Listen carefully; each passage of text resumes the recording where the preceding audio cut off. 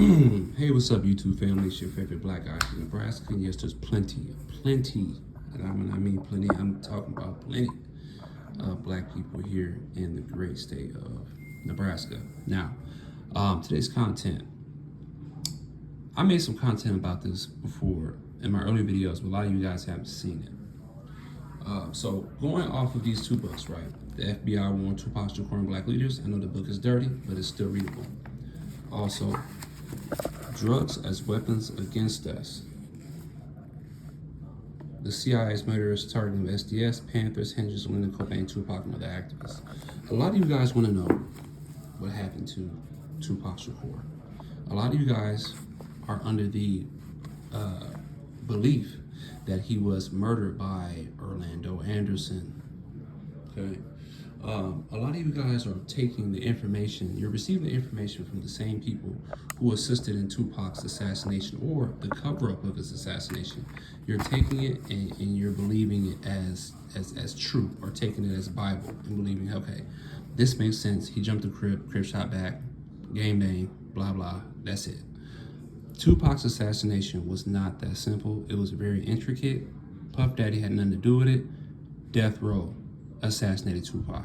More specifically, the crooked, dirty, grimy police officers assassinated Tupac Shakur.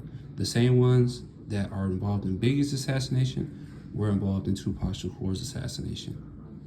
Like Suge said, if you saw one, you saw the other. But what Suge didn't tell you was that Suge is involved as well, to a certain extent. So I'm finally going to put this to bed. I'm finally going to give you the answers, what you want to know. Who shot Tupac? Who assassinated Tupac? Why? Who was all involved? Many people were involved. What you don't know is that the night Tupac was assassinated, the FBI was watching. They had the whole assassination on video. I want to show you through these two books the intricate details of Tupac's assassination and or murder. And also, I can give you information on what occurred before and after the assassination. Tupac's assassination was used as a way to end the peace truce in California. So, you know, there's a lot of moving parts to the assassination a lot of you guys will know about.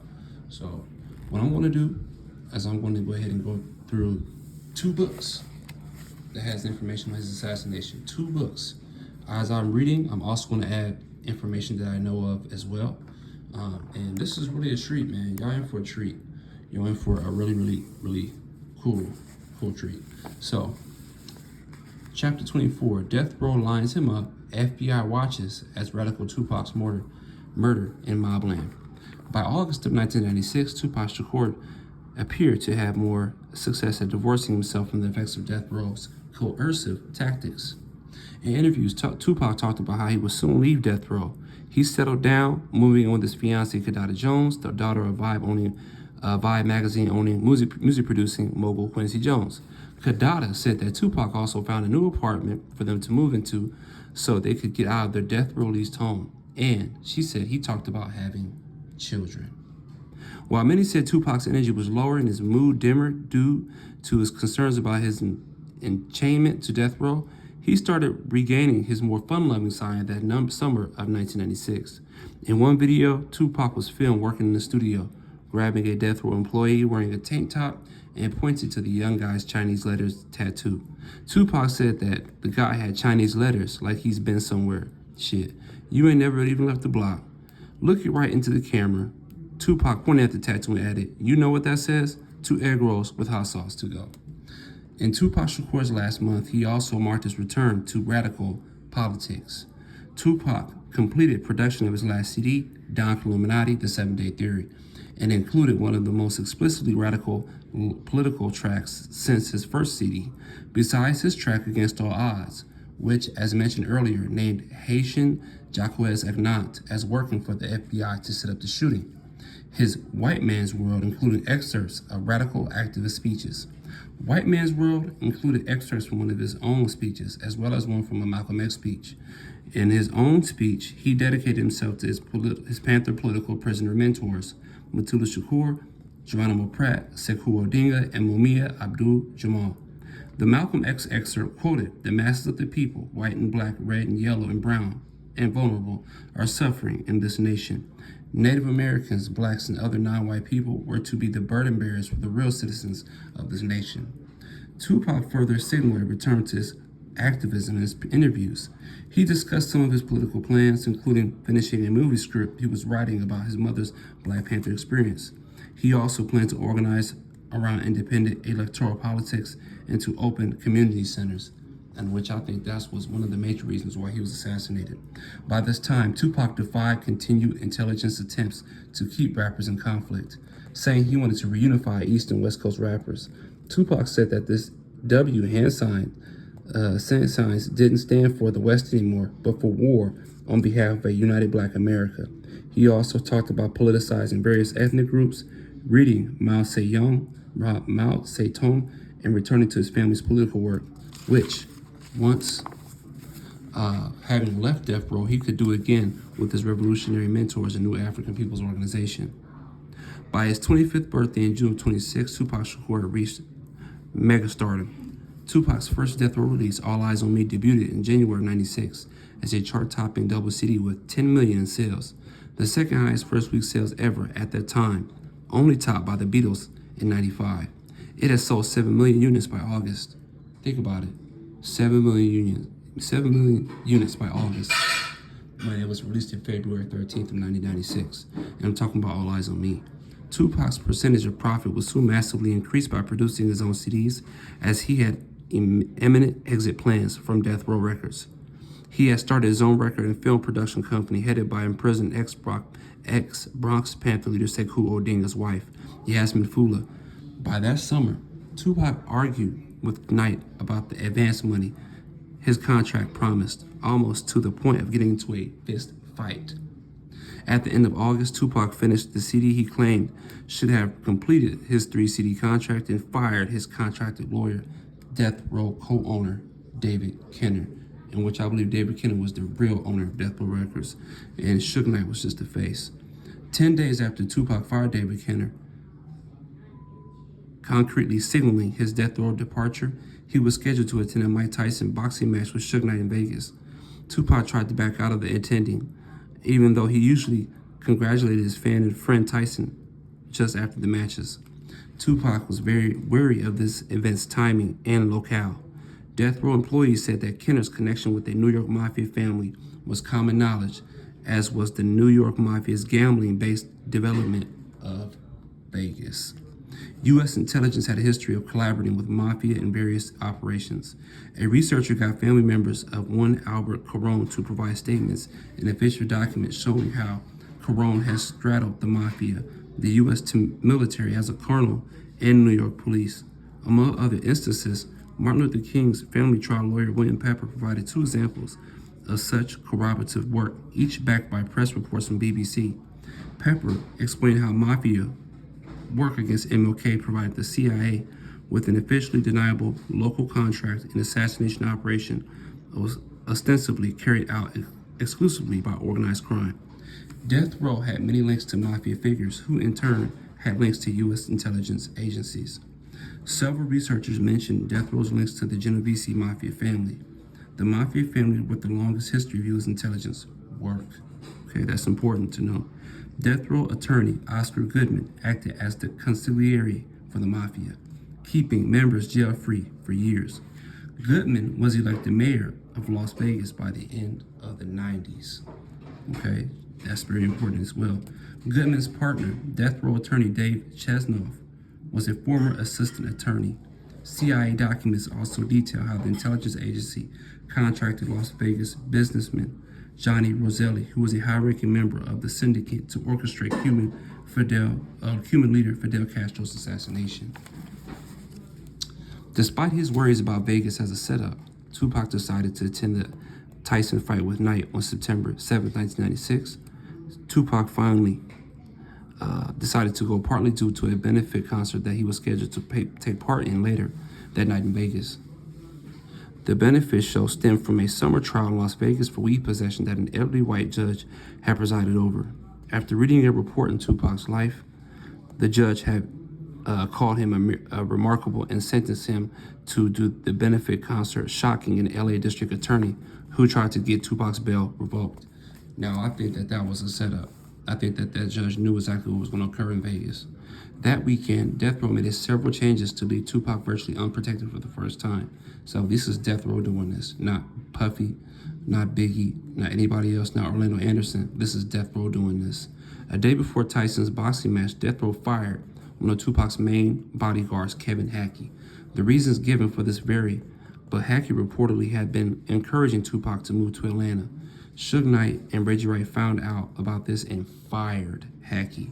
The following day, Tupac's other bodyguard, Frank Alexander, said that Reggie Wright told him he couldn't carry his gun because Death Row had forgotten to register it. Wright further gave Alexander a cell phone with a dead battery, so he's setting him up for failure already. Hours before the Saturday night Tyson fight, Suge Knight held a party with much reported alcohol and weed at his Vegas mansion. Moonlighting Las Vegas cops attended this party, with the moonlighting LA cops on death row. Okay. They then went to the MGM Grand Hotel, which housed the boxing arena, where they watched Tyson knock out his opponent in the first round. After the match, the Death Row group walked through the MGM's huge lobby. Death Row employee Trayvon Lane, which Trayvon Lane is actually one of many informants that was inside of Death Row Records, and others influenced Tupac to join them in a conflict with a young guy they saw standing in the lobby named Orlando Anderson. Orlando Anderson is a patsy. He is not this guy that's going around killing people, wanting for all these murders. He's not that guy. I believe that he was actually working with the police. I believe he was an informant. They kept him on the street.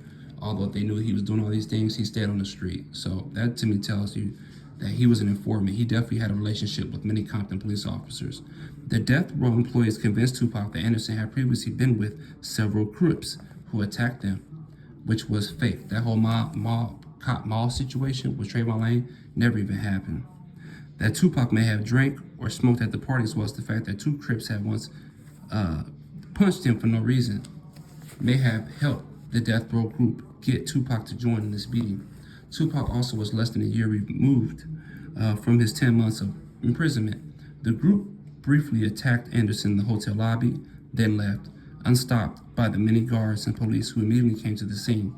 Soon after the incident, the large Death Row entourage began to drive to Tupac's post-match benefit concert. Many disclosure about the drive support that it was the U.S. intelligence planned procession to Tupac's murder.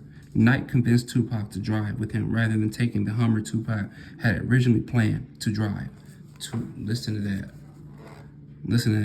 Knight convinced Tupac to drive with him rather than taking that Hummer Tupac had originally planned to drive. A Death Row bodyguard also said that the security for the drive was unlike any he had previously done for Death Row. He said that the two armed bodyguards would normally ride in the car with Knight and Tupac, but one rode with them on this occasion. But no one rode with them on this occasion. Unarmed guard Frank Alexander followed in the car behind Tupac and Suge Knight. Just fired bodyguard Kevin Hackey, who also worked for the FBI but had grown loyal to Tupac, claimed that he had FBI documents to prove that the FBI agent and the ATF agent were in the entourage of cars following Suge Knight and Tupac. So they watched as Tupac was assassinated. Las Vegas Sun police reporter Kathy Scott concurred about the FBI presence. She wrote that it had been widely printed that Tupac was under surveillance by the FBI at the time of the shooting.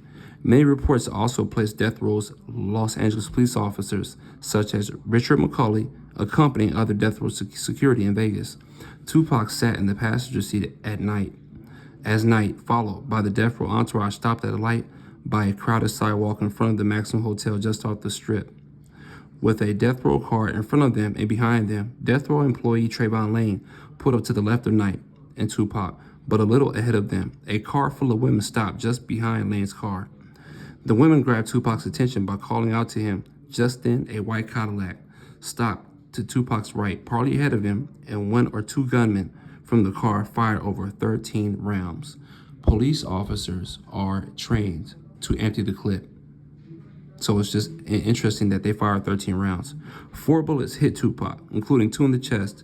Knight's forehead was reportedly cut, though most say that only a ricocheting bullet fragment or glass shard hit him. Reports also claim that no guards in the following cars fired at the assailants. The Cadillac fled from the scene and was never apprehended. Now, I want to add some details to this.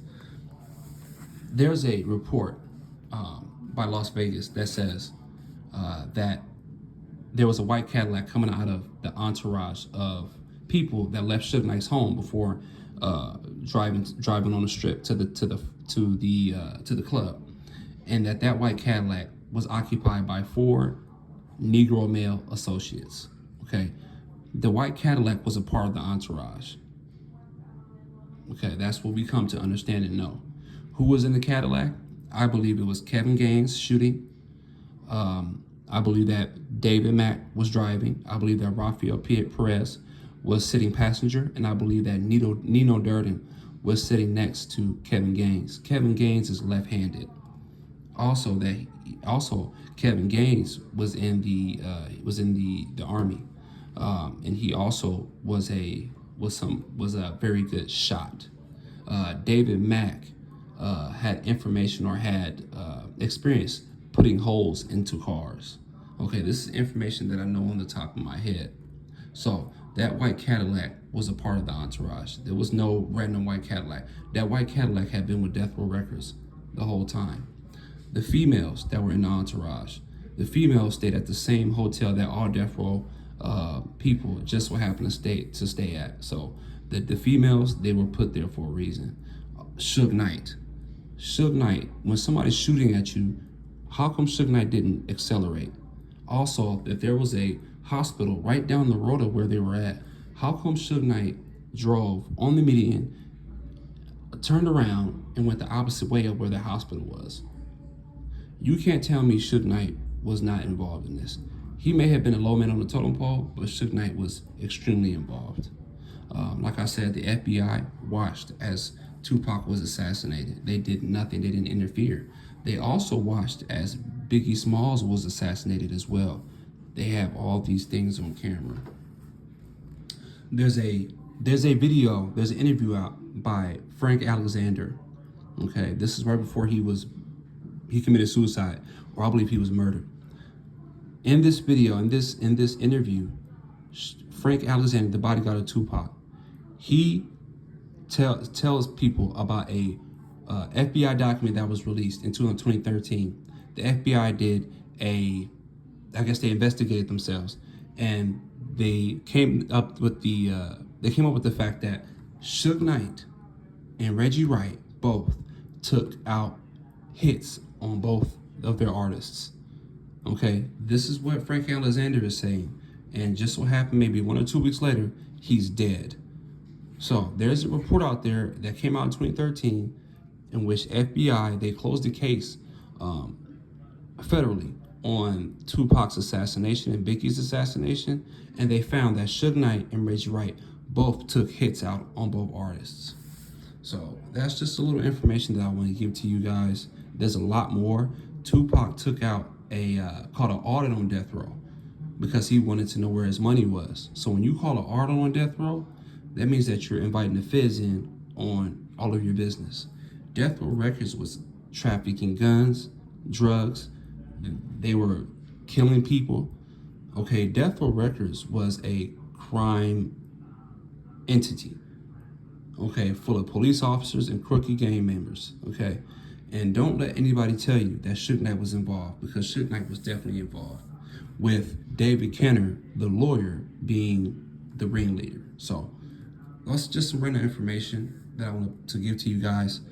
If you're still here, thank God that you're still here, because we got a little bit of information to go. So this chapter is from the FBI Warned Tupac Shakur and Black Leaders, specifically to do with his assassination. Now, the next thing we're going to do is we're going to the next book, and that's going to have a little bit more information specific to Tupac's assassination. All right, now we are reading from the book, Drugs as Weapons Against Us, and this is another chapter in regards to Tupac's assassination. Tupac shot in Las Vegas. Undercover police agent Kevin Hackey said in a public forum that he was working as an FBI agent for the 4 years he was working for Death Row Records. including when he became one of Tupac's 3 personal bodyguards. Hackey appeared to turn his back on FBI when he urged Tupac not to go to Las Vegas that weekend in early September 1996. Knight and his security director, Reggie Wright Jr., immediately fired Hackey the day before the Vegas trip. Tupac almost took Hackey's advice and backed out of Las Vegas, but his friends Tyson's boxing match and the court order benefit concert there that night likely led him to attend the Vegas event. Additionally, undercover Las Vegas police joined the police ranks working in Death Row Records for this night. Death Row had a pre-bout party with plenty of people drinking liquor and smoking weed. People said Tupac took part in both. With Knight and others from Death Row, he attended the boxing match at the MGM Grand Hotel. Afterwards, in the hotel lobby, with Knight and others, Death Row Records, he attended the boxing match at MGM Grand Hotel. Afterwards, in the hotel lobby, Tupac got into a scuffle with stranger Orlando Anderson. Witnesses said they believe Suge Knight helped set it up, partly by describing Anderson as a Crip gang member who stole a Death Row chain from an associate of Tupac. After leaving the hotel, Knight, with Tupac in the passenger seat, set out with an entourage of Death Row cars to their company-owned Club 662, where Tupac was to give his midnight benefit concert. On the way there, just off of the Las Vegas Strip, Tupac was murdered in what police detective Russell Poole described as a police-orchestrated drive-by shooting. Within 9 days of misfiring Death Row owner David Kenner, Poole said that an eyewitness, Tupac bodyguard Frank Alexander, believed the entire assault on Anderson had been staged. It was entirely possible Suge had paid the Crip to take the beating and then kill Tupac, as the white Cadillac with the shooters was actually a little bit ahead of the BMW when the killer opened fire, allowing him to shoot at an angle that made it impossible to avoid hitting Suge with a stray bullet. That's what I don't understand. If Suge Knight was a target, right, and if Orlando Anderson wanted to hurt Death Row, how come he only shot at Tupac? Tupac wasn't the only one that jumped in. So why would the Cadillac pull up just ahead to only kill Tupac and not hit Suge? Because a lot of people are saying that, well, Suge Knight was a target as well. How? He's the biggest thing in that BMW and he was not harmed. So the shooter took precaution and made sure not to hit Suge Knight and to only hit Tupac Shakur. And he did exactly that because Suge Knight was only grazed by a piece of glass. Suge Knight does not have a bullet in his head, people. Don't get him to lying. Don't allow him to have you think that he has a bullet in his head. He's a liar. No, he doesn't. He has nothing like of the such. Las Vegas Times crime reporter Kathy Scott reported the FBI had Tupac under surveillance the night he was murdered. Along with rampant police foul play around Tupac's murder scene, police superiors squashed any real investigation. Scott detailed a page-and-a-half list of police and properties in the investigation. Kevin Hackey said that he had documents to prove his FBI employer had undercover agents, along with alcohol, tobacco, and firearms agents in that entourage. So the FBI and ATF was in the entourage of cars that were following Tupac that night. So they watched Tupac get shot and they did nothing. That tells me that they were supervising the assassination. Hackey said on film that Knight was involved in the orchestration of the shooting of Tupac.